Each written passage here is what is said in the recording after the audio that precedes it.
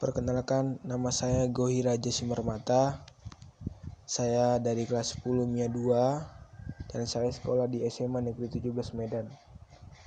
Pada kesempatan kali ini saya akan menjelaskan materi yaitu konsentrasi larutan. Baik, kita mulai saja ya. Teman-teman tahu tidak apa itu larutan atau konsentrasi larutan? Ya, benar sekali. Konsentrasi larutan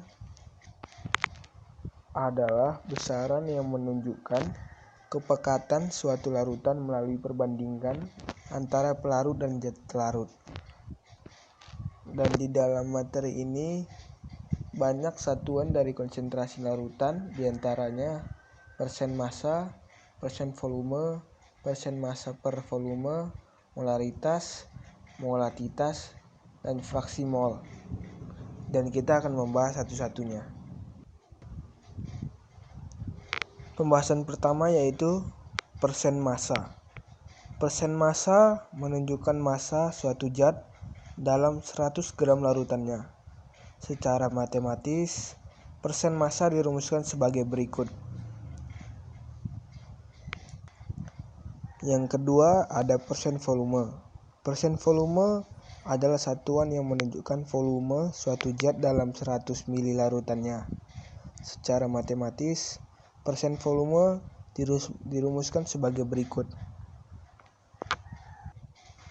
Lalu yang ketiga ada persen massa per volume.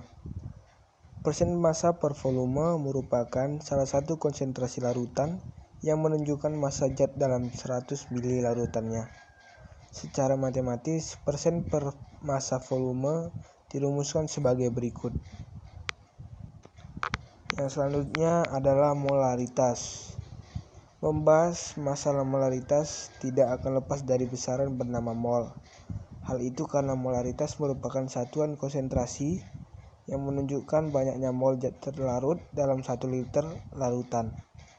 Secara matematis, molaritas dirumuskan sebagai berikut. Yang kelima ada molalitas. Hampir sama dengan molaritas, molalitas merupakan banyaknya mol zat terlarut dalam 1 kg pelarut. Secara matematis, molalitas dirumuskan sebagai berikut. Yang keenam adalah hubungan antara persen massa dan molaritas. Dari persamaan yang telah disebutkan sebelumnya, ternyata bisa dicari hubungan antara persen massa dan molaritas. Yang selanjutnya ada fraksi mol. Fraksi mol merupakan satuan konsentrasi yang menunjukkan perbandingan antara konsentrasi mol zat terlarut atau pelarut terhadap larutannya. Adapun persamaan fraksi mol adalah sebagai berikut.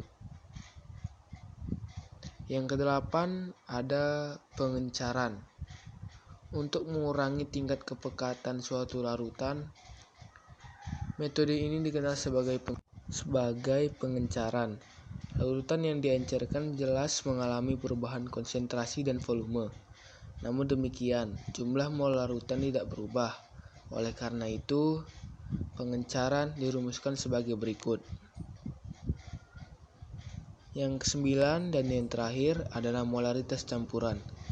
Jika dua jenis larutan dengan konsentrasi berbeda dicampurkan, maka akan terbentuk larutan baru dengan konsentrasi tertentu. Konsentrasi larutan setelah dicampur dirumuskan sebagai berikut. Jadi sampai di sini dulu pembahasan materi kita tentang konsentrasi larutan. Semoga apa yang saya sampaikan ini dapat menjadi manfaat bagi teman-teman yang sedang menonton. Terima kasih semua.